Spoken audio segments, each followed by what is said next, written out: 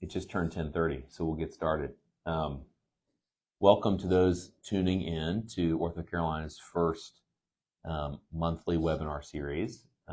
This will be a rotating series of webinars in different specialties covering different topics. What we want you all to do is write your questions for us in the chat so that we can address everybody's curiosities during the webinar.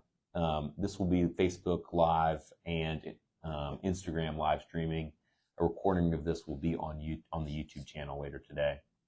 I'm Sam Ford. I work at the OrthoCarolina Foot and Ankle Institute. We're serving patients in the whole Metro Charlotte area. I'm one of 7 downtown partners. It's myself, Bruce Cohen, Carol Jones, Tyler Irwin, Scott Shawn, Kent Ellington, and our new hire, Amanda Fletcher. We're very excited to have her. Our senior partner, Hodges Davis, just retired. Bob Anderson's here serving professional athletes, but is not other. He's sort of in a part-time role, helping us be a collegial downtown center of excellence in foot and ankle care. I'm from Birmingham, Alabama. I went to Wake Forest for undergrad and then returned home to UAB for med school.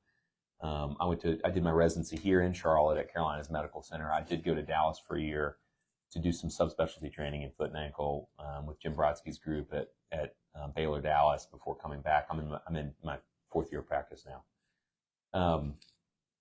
While y'all are getting your questions in, I did want to start with some basic information just to set a level ground for everybody's understanding of what our topic is today, ankle arthritis. The ankle joint itself is the main hinge that connects your leg to your foot. It gives your foot up and down motion, but it does not give your foot side to side motion. You have a ton of joints in your foot, and there are smaller joints below the ankle that do give you some of that side to side motion and some of your ability to accommodate the ground. Those are the joints that fail when you have a flat foot or when you have a high arch foot or something like that. The ankle joint itself is the one above those that gives you that main hinge. Arthritis means that a joint's painful and inflamed. Now, arthritis as a global word can include rheumatoid arthritis and things like gouty arthritis.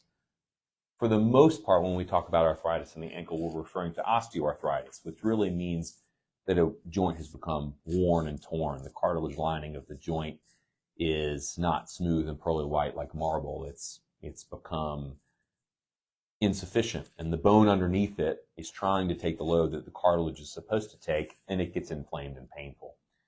So when we really functionally talk about arthritis, it's because people have pain, swelling, they're stiff, they're functionally limited. And specific to the ankle arthritis develops because people have had a prior fracture usually. There is a minority of patients who've had a bad sprain or multiple sprains that injure the lining of their cartilage, or having ankle instability can be an issue. But for the most part, it's people having a bad fracture that they need to have fixed.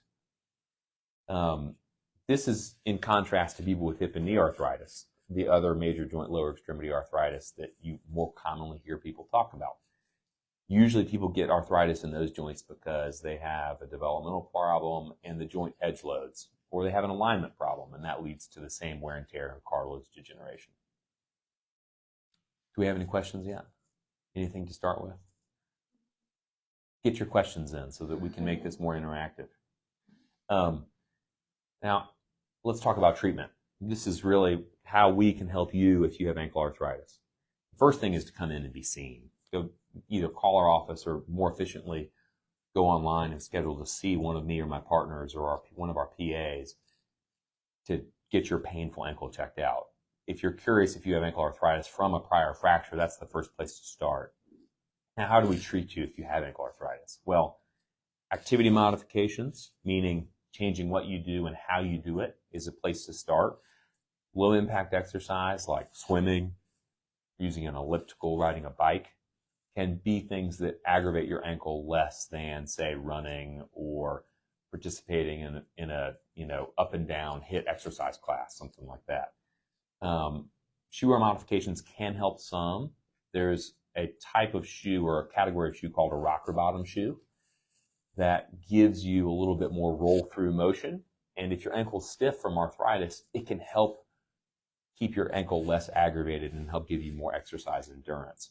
Rocker bottom shoes are made by a whole host of companies: Hoka, New Balance, Brooks, Gravity Defy. There's if you Google rocker bottom shoe, which really sounds like the bottom of a rocker of a rocking chair, that's how you get started with looking into that option.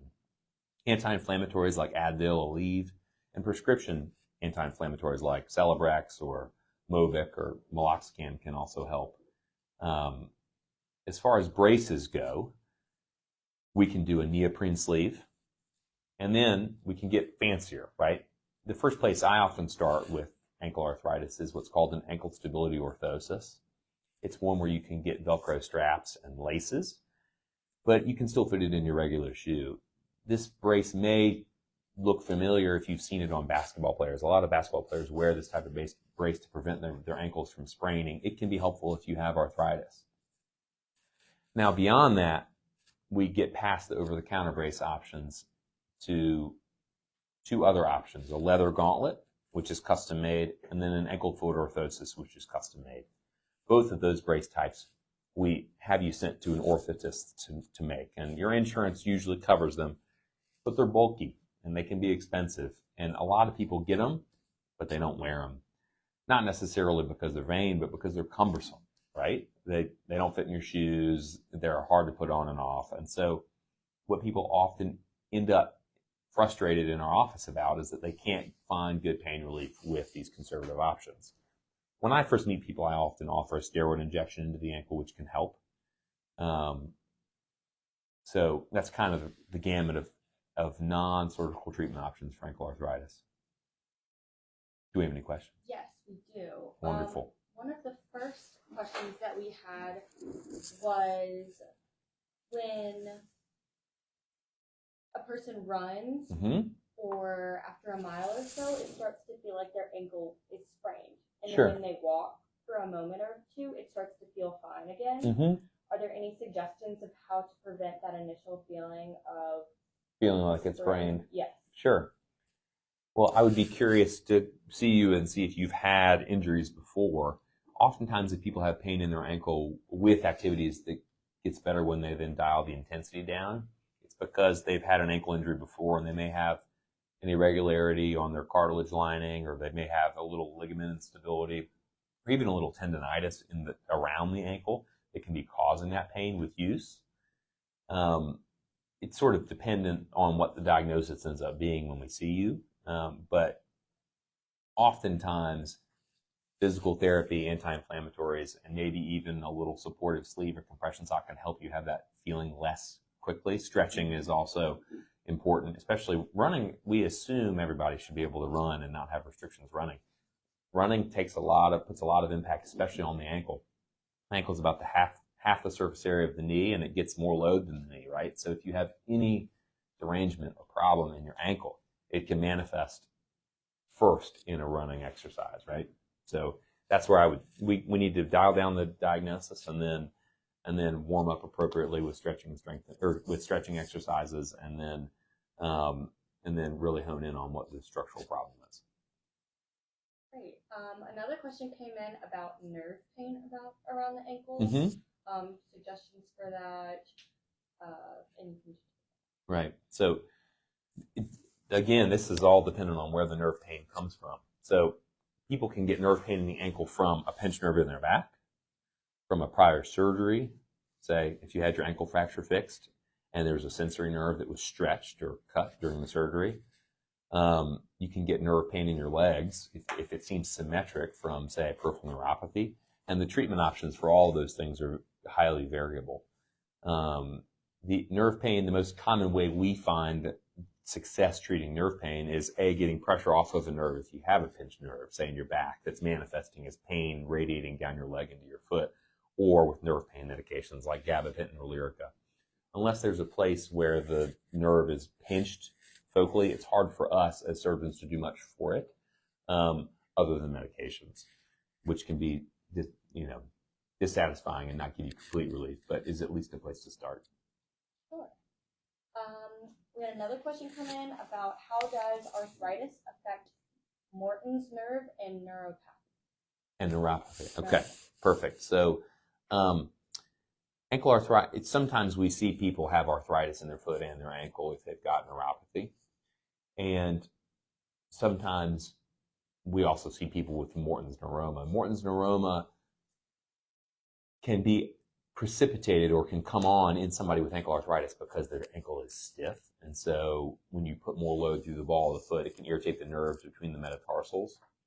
Morton's neuritis or Morton's neuroma, really what it is irritation of the nerves at the base of the ball of the foot as they run between two metatarsals at their heads right before the toes start. And so if sometimes that comes from ankles. It can be related to ankle stiffness, but really that's separate from neuropathy. Neuropathy can come from a whole host of reasons and sometimes comes from ankle arthritis if you've had a surgery before or have had trauma before. But if you have neuropathy that's symmetric and it's the same in both feet, say from diabetes or having had chemotherapy before or something like that, then it usually isn't related to ankle arthritis. We got a question asking, would exercises for sinus tarsus complicate ankle arthritis? That's a good question. So I assume that they could hear that. I don't know if that's coming from this mic. The question was, sorry, what was the question again? Would exercises for sinus tarsus complicate ankle arthritis?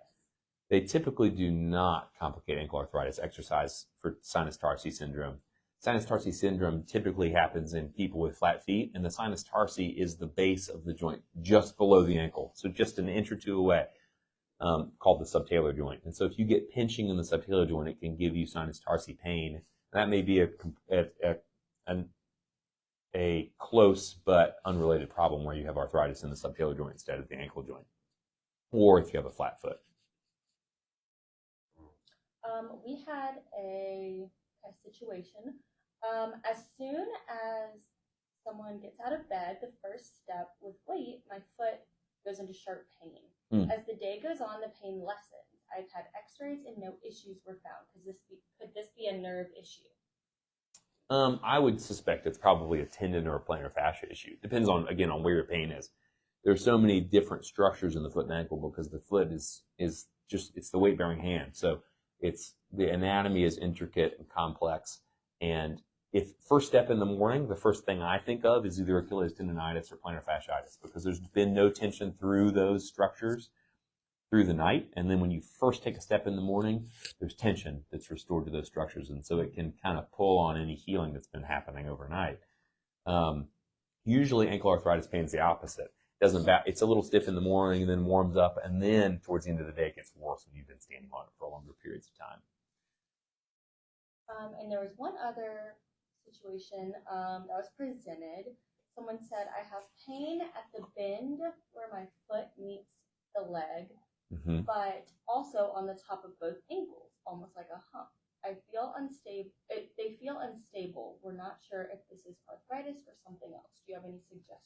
If you've got bumps on the top of your arches, that may be arthritis in your midfoot or in the small joints that are just past the ankle itself. But pain right at the hinge could be from ankle arthritis. And that would be more likely if you've had multiple sprains before.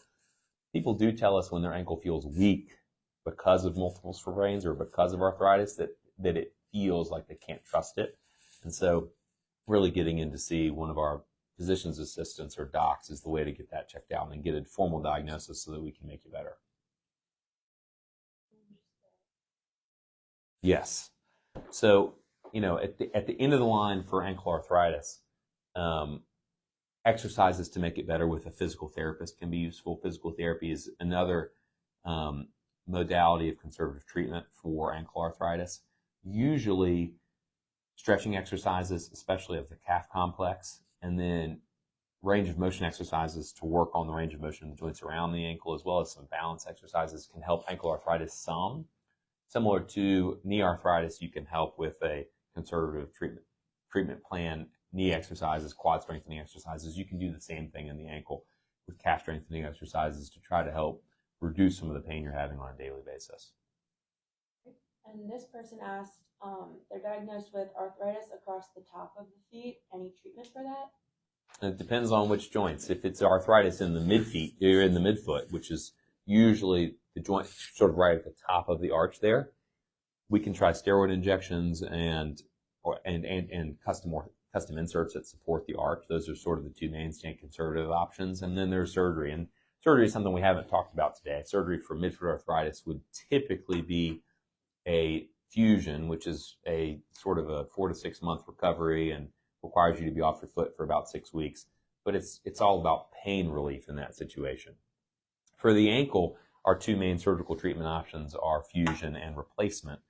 And, replacement is something that's gotten a lot better over the last 10 or 15 years. Implants last a lot longer. It's not really thought to be an experimental treatment anymore. It's sort of standard of care for people over 50 to have an ankle replacement instead of an ankle fusion for ankle arthritis, which obviously we are excited about here because that helps our community and our patient population be more functional later in life, right? People, they break their ankles when they're young. They break their ankles when they're in their 20s and 30s. And so when you're in that age group and then you break it, and even if it's fixed right, you get arthritis, well, that's a long life of functional impact because of disability, right? Most people with hip and knee arthritis, they're getting their replacements done in their 50s and 60s. So there's a gap there, right? And so there are certainly still some people that if they can't do things they want to do, their stomach's irritated from taking anti-inflammatories, their brace doesn't work, they've tried therapy, and they feel like they're not living the quality of life they want to live. The question is, am I ready for surgery or not? And then we address which option's best based on you, right? How old you are, how functional you are, what you want to achieve, what you want to do. And more ankle replacement is the option that gets you back to walking, exercising without pain, and sort of returning to your baseline functional level. If you feel like you've got ankle arthritis and you want to know if you're a candidate for that, coming to see us is the best thing to do so we can get x-rays, establish a baseline, have a conversation. We had one other question about plantar fasciitis and about what are the signs and the symptoms. So plantar fasciitis is usually not an arthritic process, luckily. So it's not a joint that's worn away. It's usually wear and tear that's developed at the place where the plantar fascia starts on the bottom of the heel bone. And so what you get is deep aching pain in the bottom of the heel that's worse the first steps you take in the morning and then kind of warms up if you stretch it. Usually we get that better with stretching exercises, massage, anti-inflammatories, wearing well-cushioned shoes, physical therapy, potentially some dry needling. Rarely do we have to do anything surgical, which is great. And then a last question. Treatment for a post-tibia or fibia fracture, constant foot pain, Achilles pain, plantar fasciitis. She has a trip coming that requires a lot of walking, so do you have any suggestions about that? So it sounds like you broke your tibia and your fibula in the back of it. Does it say posterior tibia fracture? Is that what you said? Yes. Okay. Yeah, if you have, you may have ankle arthritis, and it may be manifesting in heel pain too because of the way that makes your ankle stiff. Pain on the back and bottom of the heel. You've got a big trip upcoming, well-cushioned shoes, anti-inflammatories, potentially seeing one of us to see if an injection of steroid into your ankle could help. Potentially starting a home exercise program. Those are all things to try and do. If you're having more pain on your heel, it sounds like too, getting some good cushion in your shoes can really be useful, especially for days where you're doing more than 10 or 15,000 steps, days where you're doing more mileage. I think that can really be helpful. I think this concludes our first webinar. Thank y'all for watching. If you have any follow-up questions after the webinar on Instagram, Facebook, or YouTube, once the video has been uploaded, we'll try to answer your questions. Y'all take care.